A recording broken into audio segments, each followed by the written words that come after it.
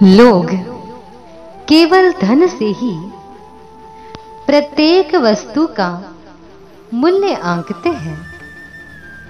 धन की प्राप्ति को ही कमाई मानते हैं। यदि कहीं किसी व्यवहार में धन नहीं मिला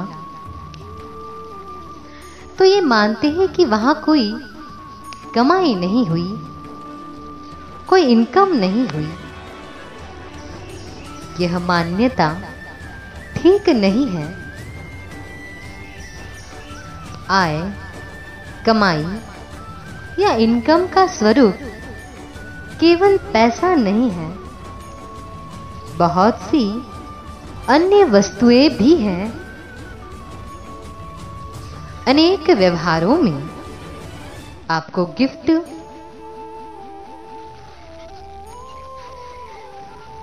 भेंट में मिलती है वस्तुएं। आपके मित्र संबंधी लोग आपको पैसे नहीं देते, वस्तुएं देते हैं। किसी ने ड्राई फ्रूट दिए, किसी ने ताजे फल दिए, किसी ने कपड़े दिए, किसी ने आभूषण दिए, किसी ने मोबाइल फोन दिया आदि। ये सब भी आय अथवा इनकम के ही रूप में है। इन वस्तुओं को भी लोग पैसों से माप तोल लेते हैं।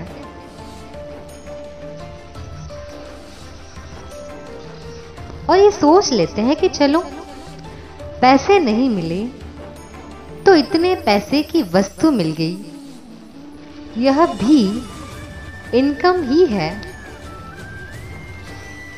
परंतु सब व्यवहारों में पैसा या वस्तुएं भी भेंट में नहीं मिलती। अनेक बार आपकी बुद्धिमत्तापूर्ण व्यवहारों से, सेवा से, परोपकार से प्रसन्न होकर यदि कुछ लोग आपके श्रद्धालु बनकर आपके साथ जुड़ जाए, दुख में साथ देने वाले मित्र बन जाए, आपके अनुयायी बन जाए, तो वह भी एक प्रकार की इनकम है, आय है।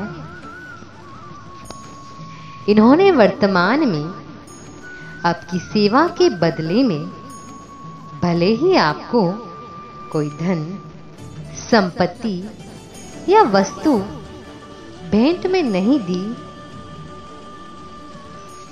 परंतु यही लोग समय आने पर आपके दुख में साथ देने वाले मित्र बनकर आपकी सेवा करेंगे।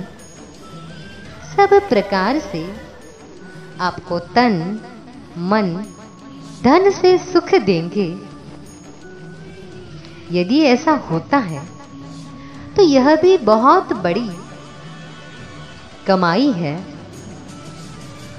इसीलिए प्रत्येक व्यवहार में पैसे को महत्व ना दे, बल्कि अपने उत्तम व्यवहार और बुद्धिमत्ता से अन्य लोगों को अपना मित्र बनाए, उनके साथ प्रेम पूर्वक व्यवहार करते हुए अपने और दूसरों के जीवन में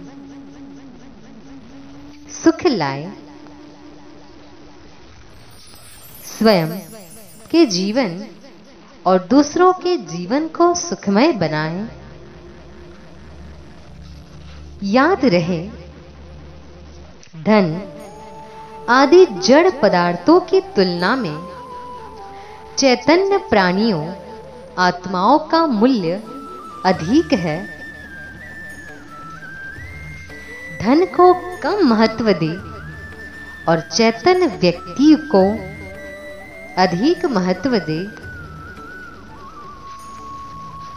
धन को बचाकर यदि आपने अपने मित्र, संबंधी, रिश्तेदार, समर्थक आदि लोगों को खो दिया तो ये बहुत बड़ी मूर्खता होगी।